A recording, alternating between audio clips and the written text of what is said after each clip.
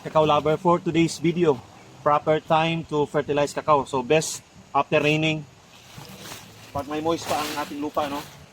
Ito, basa pa yung ating lupa na hindi naman siya binabaha, no? At least mayroong ulan, or kung walang ulan, pwede natin siyang diligan. Basta hindi siya dapat tuyo, no? So pag nakita mo ganito, dalawang araw na pagkatapos ng ulan, yan. Maganda yung lupa, no? Then 1 meter, pag ganun. Yan.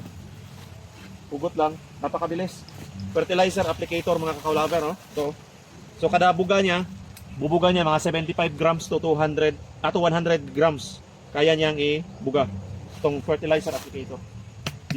DIY lang to, meron pa rin isang set na ganito. Tapos may pala, maganda siya.